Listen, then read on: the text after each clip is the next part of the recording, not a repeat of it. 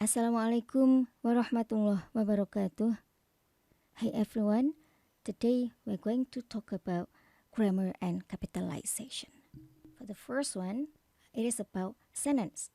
A sentence is a group of words that contain a subject and a verb and expresses a complete thought. A sentence begins with a capital letter and ends with a period, a question mark, or an exclamation mark. Have a look at the examples of sentences. The first one, he is a student. He as the subject, is as the verb. And a student here is a complement. So here, for the first one, is a sentence because it consists of a subject and a verb and expresses a complete thought. And then for the second one, it is hot today. It as the subject, is as the verb. He looks tired. Again, he as the subject, looks here function as a verb. Are you hungry? Here is a question mark, so it is an interrogative sentence. For the previous sentences with a period, so those sentences are affirmative sentences.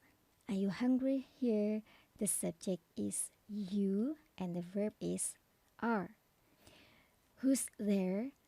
Who as the subject, apostrophe s here is the short term of is. So who is there? Who as the subject is here as the verb. So yeah, it is also considered as a sentence. And for number 6, hurry. Hurry here uses an exclamation mark. So it is a command.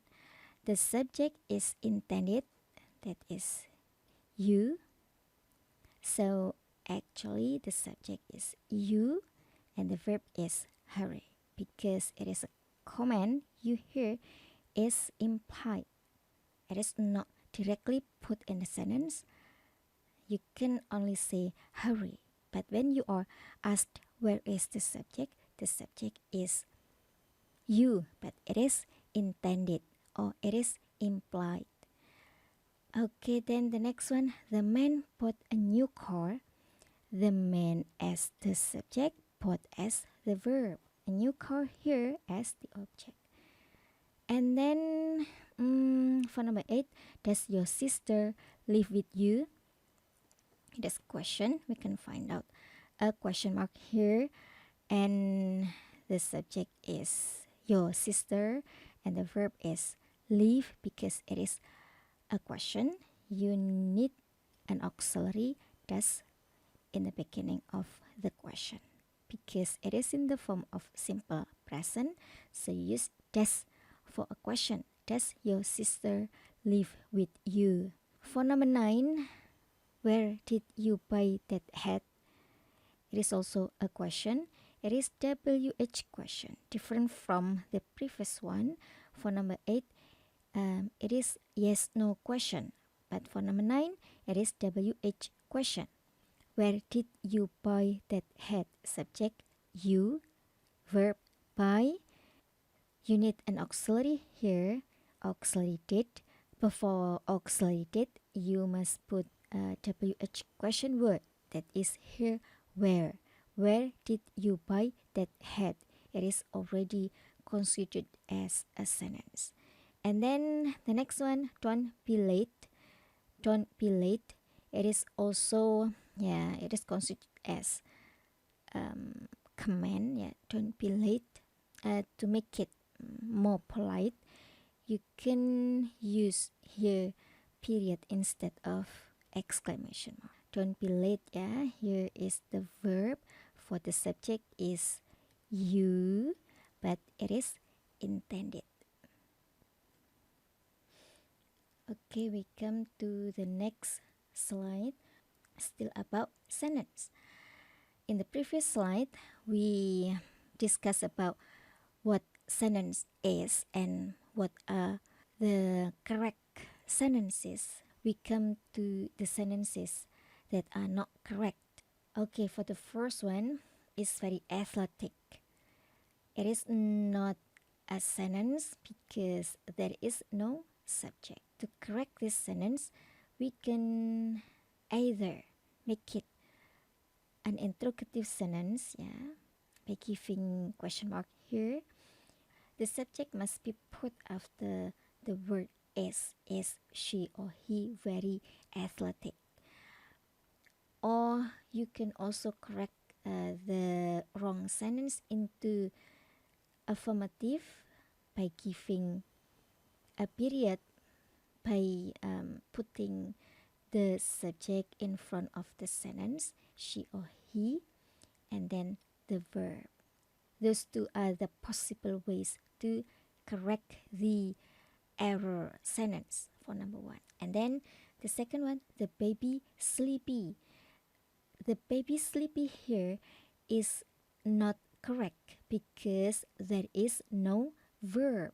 So when you want to correct this sentence, just put the verb after the word the baby. The baby is sleepy because the baby is the subject, is here is the verb. Beside is, actually you can also use a simple past. The baby was sleepy. Okay, you may move from simple present to simple past to present continuous, past continuous. Yeah, those are the possibilities. And the next one, the man bought. For this sentence, yeah, the man is the subject, bought is the verb. But actually, this sentence does not have a complete thought because there is no object. Yeah. The man bought. So what did the man buy?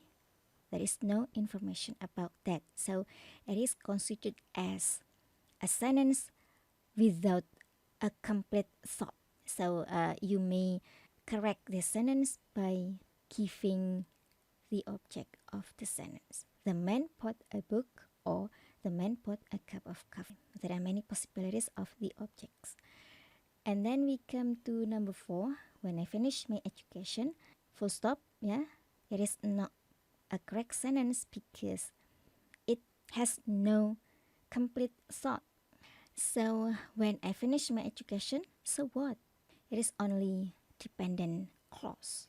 In this case, you can put the independent clause after the dependent clause. When I finish my education, I will work for my uncle. When I finish my education, I will go to blah blah blah. There are many possibilities for the independent clause. We come to command sentence. As I explained before, in command sentence, you can use period or exclamation mark. For the period, it is more polite than the exclamation mark. Have a look at the commands here. Be quiet. Here, actually, the subject is you, but you here is intended. So there is only the verb. Yeah. For the commands, the subject is, of course, intended. Yeah. And then the next one, wait for me. Yeah, then the subject is actually you. And then speak slowly. The same, you is intended.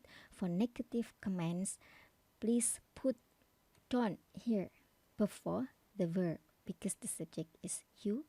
So the negative must be in the form of don't before the verb. Don't eat so much. Don't forget to call home. Don't worry. The subject you is intended in these negative commands. For all the verbs in command sentence, those are in the form of verb 1. Okay, so the next one is exercise. The direction, put an S for not a sentence and correct the errors. Okay, now we come to subjects, verbs, and objects. The subject tells who or what did something. and it is a noun or pronoun. Have a look at the examples. My roommate lost his keys. Who lost his keys? So when we want to find out a subject in a sentence, we can ask a question like using who. Who lost his keys? The answer is my roommate. So here, my roommate is the subject. And then the taxi hit the child. We can also ask about the subject using question what. What hit the child? The taxi. So here the taxi is the subject. Soccer and tennis are my favorite sports. What are my favorite sports? Yeah, using a question beginning with what, and then here the answer is soccer and tennis. So soccer and tennis here is the subject of the sentence. Now we come to the next one, that is the verb. The verb usually tells an action. Sometimes a verb doesn't tell an action, sometimes it just links the subject with the rest of the sentence. For the first kind of verbs, action verbs, name an action such as hit, leave, lose, speak, go, come, etc. The first example, the taxi hit the child. Hit here is an action verb because it names an action, hit. The family lives in a two-bedroom apartment. My roommate lost his keys. Those verbs name an action, hit, lives, and lost. Then we come to linking verbs. These kind of verbs link the subject with the rest of the sentence. Linking verbs do not have objects. The most common linking verbs are be, become, look, feel, seem, smell, sound, taste, etc. Soccer and tennis are my favorite sports. So here are is a linking verb linking between soccer and tennis and the rest of the sentence, my favorite sports. I feel lucky today. I feel here is a linking verb. The air smells fresh and clean. The air is connected to fresh and clean by a linking verb, smells. The next is about the object. The object receives the action of an action verb. It is a noun or pronoun. The taxi hit the child. To find out the object of a sentence, we can ask a question like the verb of the sentence and the question word. The taxi hit the child. Hit what? The child. So the child here is an object. My roommate lost his keys. Lost what? His keys. His keys is an object. His girlfriend found them. Found what? Them. Them is an object. In this slide, we talk about that not all sentences have objects. Have a look at the example here. The family lives in a two-bedroom apartment. This what? Here, a question that is asked to find out an object like in the previous sentence, like in the previous slide, but it is not possible to answer because this sentence has no object. And then the sun is shining today. Is shining what?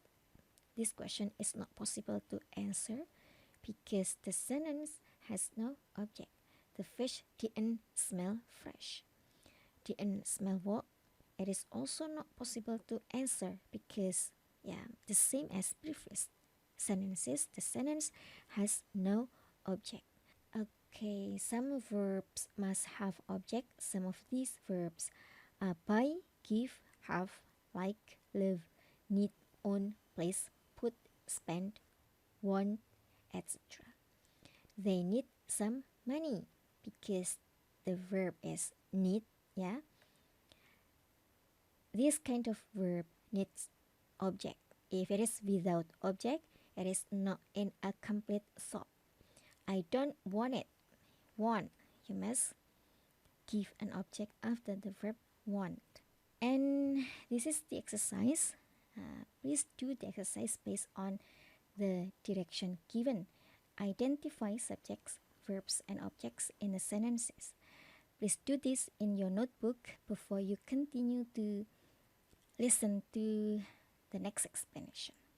And then the next exercise, look for missing subject and verbs at the missing words. For example, a sentence when it doesn't have verb or subject, you must add the verb or subject within the sentence to correct the error sentences you may find. This one is again an exercise. Decide where sentences begin and end. There are 14 sentences. Add period at the end of each sentence and change the first letter of each sentence to a capital. The next explanation about capitalization, 6 rules. Okay, the first rule, capitalize the first word in a sentence. Here, the example, my neighbor is a mechanic. Don't forget to put full stop or period here. And for the first word in a sentence must be in a capital letter.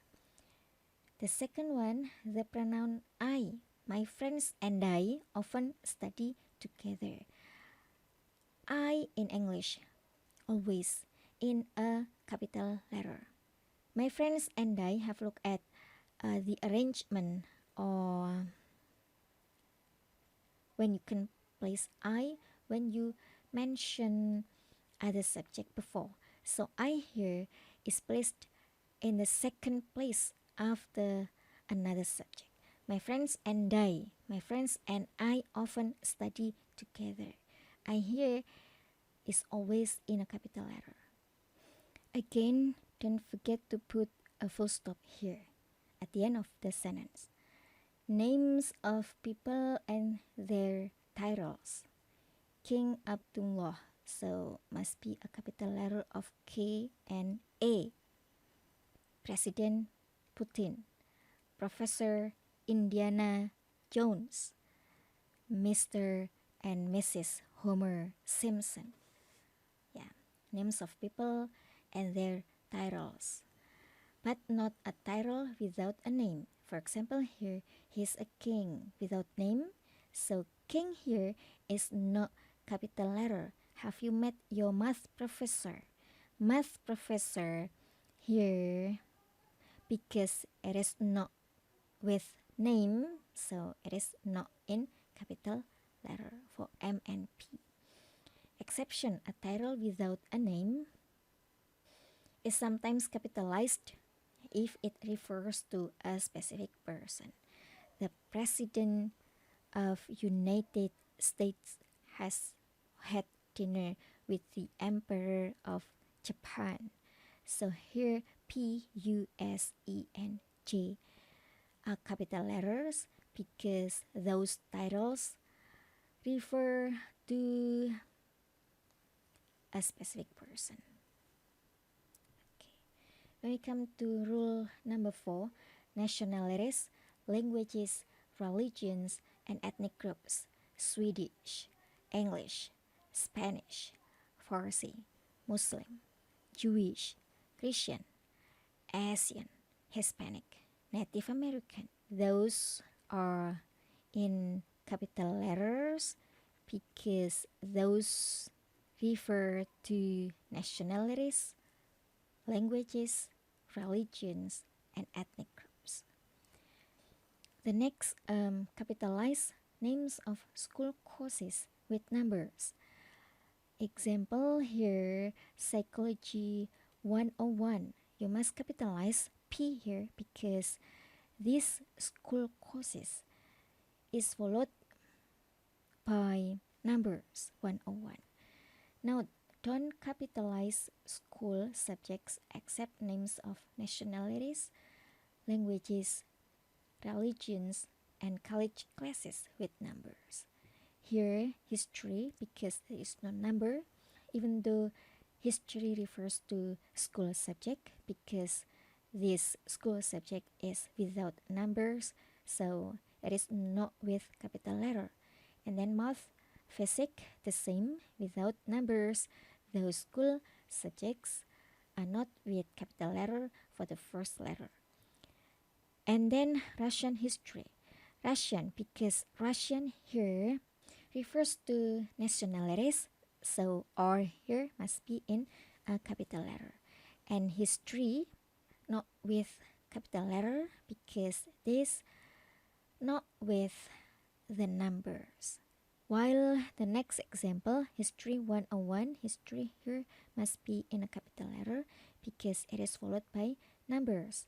Physics 352, physics must be with capital letter P because it is followed by numbers. Okay, the last number, specific places you could find on a map, like the North Pole, First Street, Times Square, New York City, so on and so on, that you can find out in a map. Those must be in capital letters for the first letter. And then for the exercise, capitalization, 6 rules, yeah. Change the small letter to capital letters if those are necessary. Thank you for your attention, for your full attention to this video. At last, wassalamualaikum warahmatullahi wabarakatuh.